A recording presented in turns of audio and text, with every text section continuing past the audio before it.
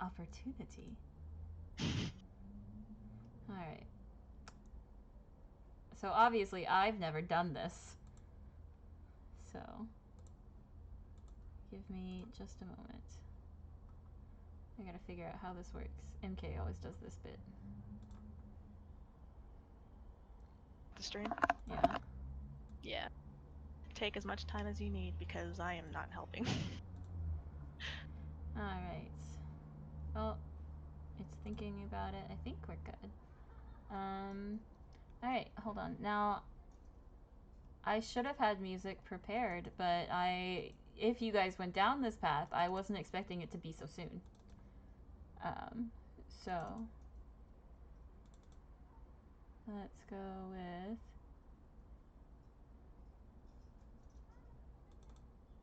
This one should be good.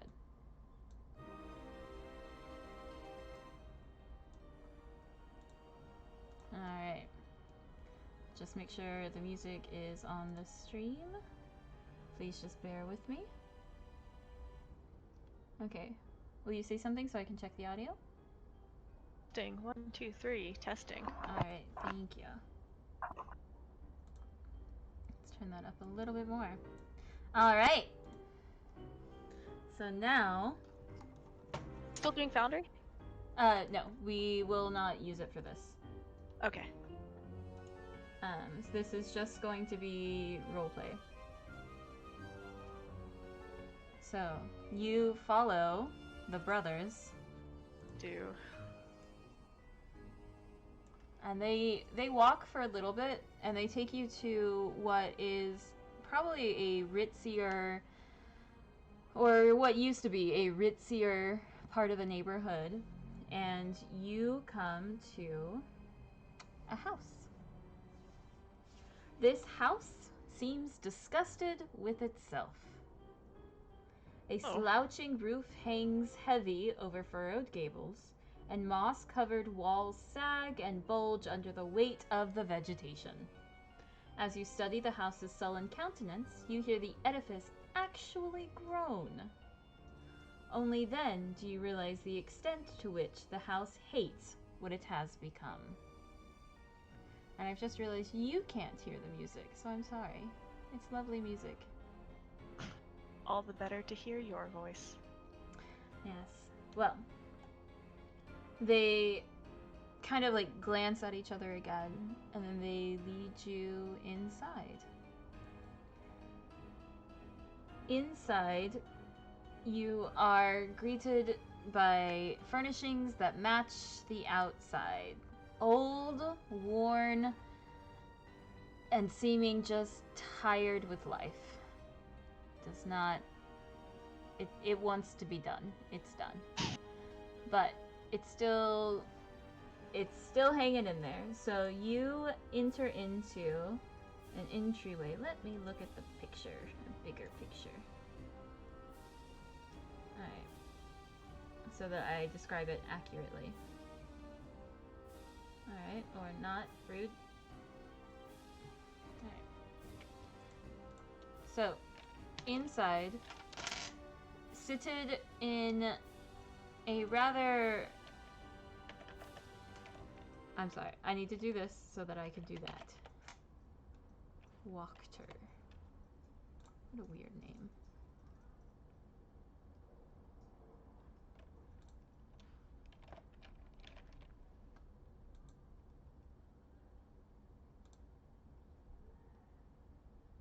There we go. Okay, you come into the entryway. It's a rather large entryway, and immediately in front of you is a doorway that goes straight up into a staircase. There are doors to either side of you, and there is, in the entryway, it's a little bit of a hallway that and then leads into the staircase, so kind of like an upside down T. And the young men that are with you, they take off their coats and they put it inside one of these closets that are on the bottom side of the T, and then they go in through the hallway. They take a left, and then they bring you into a sitting room where a rather, it's not dusty, but everything smells musty kind of situation is happening. And it's very, as I've described, it's tired of being here. So they tell you, they're like, sit here for now. We must go speak with someone. I'm gonna go ahead and sit. Alright, you sit down, and the leather in the couch underneath you just kind of groans, and just like. It was the furniture, not me. And then from where you're sitting, you can see a large dining table that is set with silver and very nice silverware and dishware and things. Mm-hmm. But there is no food, and it doesn't look like the dining table has been used in a long time. But there is a little layer of dust, but everything is set and ready. And you hear them walk upstairs, and you hear a few voices before you hear the thudding of their boots, as well as the very clipped sound of someone walking, probably in a heel of sorts. Just, like those old, like, medieval heels that even the men would wear kind of situation. And you hear that very distinctive sound because your own mother and father wear those kinds of heels. It's definitely an upper class sort of sound. And then coming into the dining room and sitting area that you're in is an older woman whose back is as straight as it gets. Like, you remember the lessons that your mother gave you, like, sit up straight, what are you doing? And things, and like remembering that part of your childhood and just brings back those flashbacks. But this woman is very stern looking. She has gray hair that is pinned almost into like horns, kind of like a beehive situation, but like two beehives. Oh, I know what you're talking about. Yeah, like that thing. Cinderella's stepmother. Yeah, exactly, like that kind of thing. And she wears a high collar gown with lace. It's a dark red, almost purple, but not quite. And her hands are folded perfectly in front of her as she is walking, and with her very perfectly elegant, clipped, very decided steps, she comes into the room and she sees you. And say, I'm going to stand up really fast when she comes in. I'm going to say, ma'am. Little Freudian slip. Ah. I see. You are who my sons have brought me. I am their mother, yes. I am Lady Fiona Wachter. Welcome to our home. Thank you. It is very nicely decorated. I put my heart and soul into it. How very kind of you.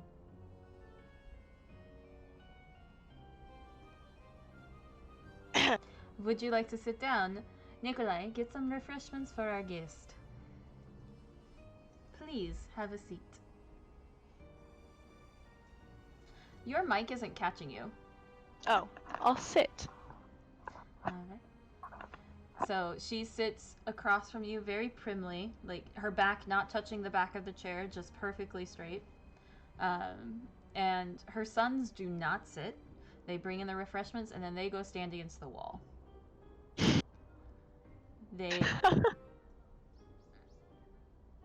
You kind of gather that from their looks, like they're not really sure what to expect. And they're a little nervous about having brought you here. But she's like, so I hear someone attempted to attack my sons. And you know who the perpetrator is. Believe I do. I do suspect that your son was probed mentally, and that same person has also attacked myself, and this just seemed like an injustice to not only myself, but I hear your boys have a reputation, a good reputation among town, and it seemed like a slight and an insult to invade his privacy like that. My boys are menaces to everyone and everything. But I do appreciate the concern and the good nature that you have presented. But why, who do you think this was?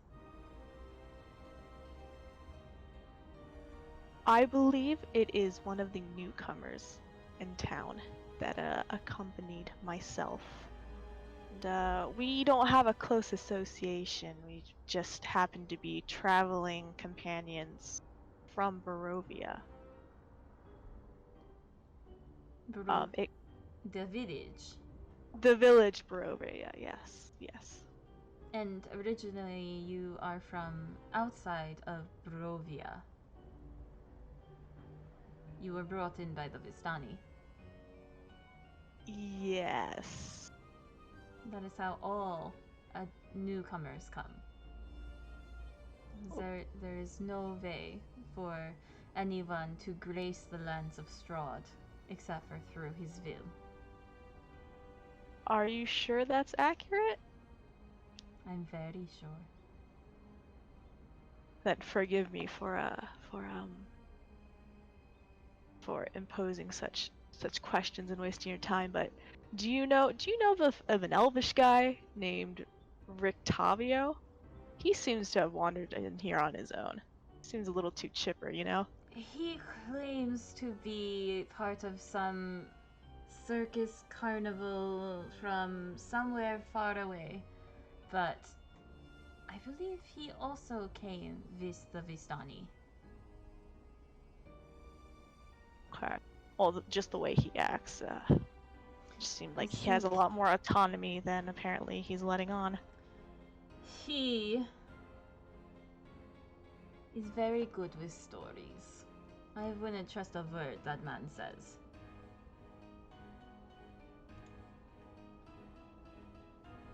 Yeah, so something about him just seems off. I don't think I would trust him either. You still haven't told me who you think this was. I think it could be one of two people. I'm not very familiar with them at all. Aside from the traveling companion thing. I'm waiting. Yes. Well, it could be either this man. He looks a bit peculiar. He talks in a weird accent, looking for a horse or something. Again, I don't know much about him. Or it could be this wizard guy, another guy that's traveling in that group. They both possess similar power, and as far as narrowing down which one of them it is, I'm still not completely sure, but I believe it's one of those two. Mother, I think it was, there was another man in the tavern who did. I was not speaking to you. You will speak when you are spoken to. So you believe this is one of your companions?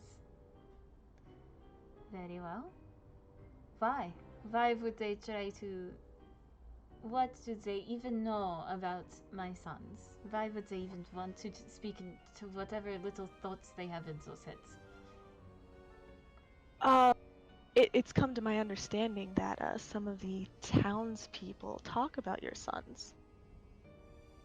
Which I don't mean to listen to rumors or anything. That's not what I'm about. But I assume that there was information about your sons that these newcomers possibly didn't like, rumors such as how powerful they are or their family name is. I do know that these two men are marked in Barovia. Oh? Mm-hmm. Yep. By who? By Strahd himself. Very, very interesting. Do you think they are important to the Dark Lord?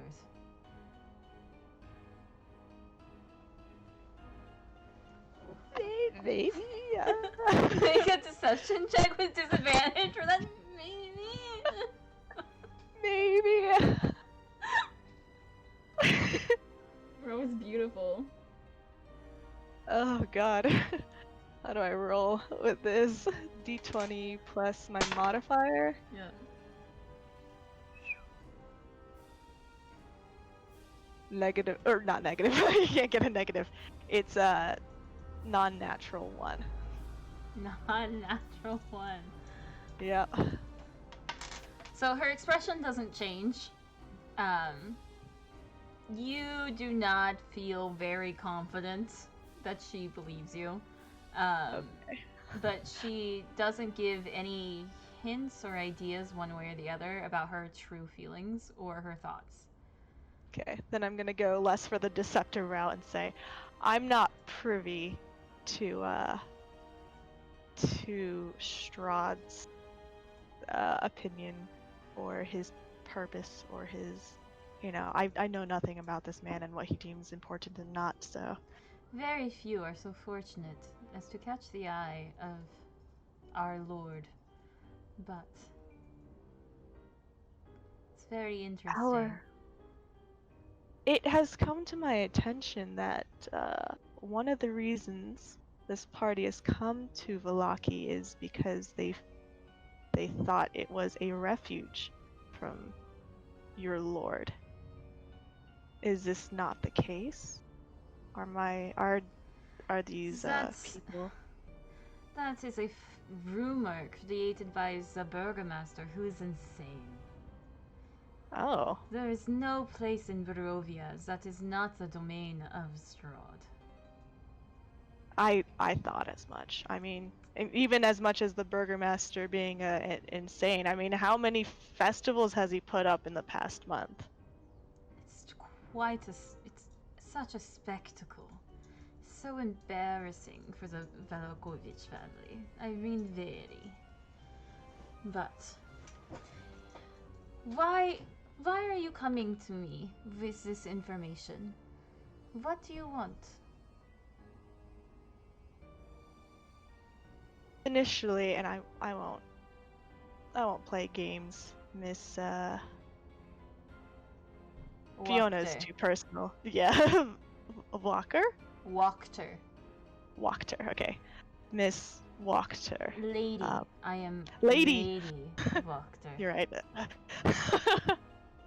Lady Wachter.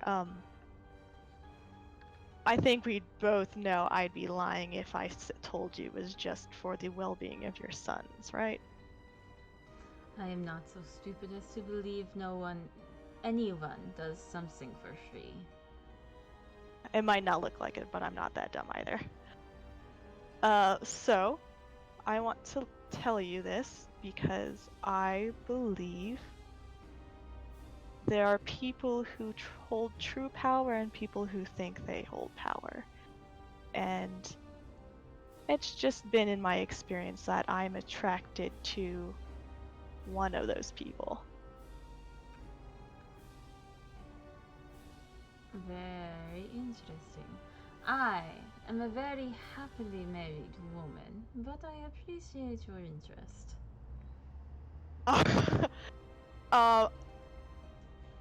Okay, I can handle rejection, which is exactly what this is. But maybe you probably have so many people at your disposal to even assume that I can join this hierarchy in an important position, but I just wanted to just give you my regards, to introduce myself as a So you are here for competent. nothing but my good favor. Well, what more can a man ask for?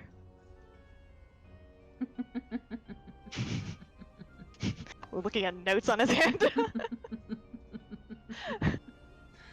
But I just wanted to introduce myself as Keelix, the Artificer. Helix. Sir? Helix? Oh. Yes, from where I am, from where I'm from, before Strahd took me away, I was definitely a sir. If you truly want my good favor, you could freeze this town from the insanity that has trapped it for so long. Did you know the Burgomaster captures anyone who has any problems with his festivals and does unthinkable experiments on them? Now, that's not a very wholesome thing to do, is it? The people of Vallaki deserve better than this. Maybe, if you truly want my favor, you could free Vallaki.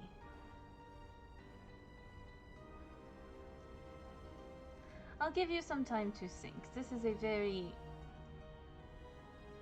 strong request. But you looks like such a capable young man. I'm sure you could handle it.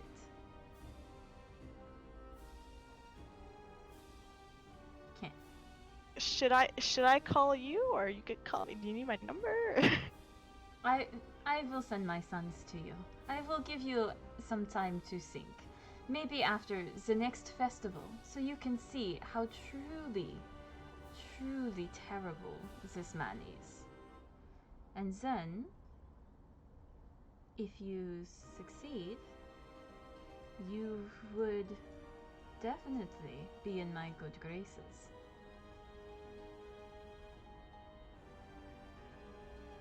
Think about. Well, thank you for coming by. Please enjoy your tea. I have things I must attend to, but please be careful on your way back. The roads are dangerous in the dark. Thank you, m'lady. She stands up, like perfectly poised and regal as she always is, and nods her head very gently before she steps away and returns upstairs.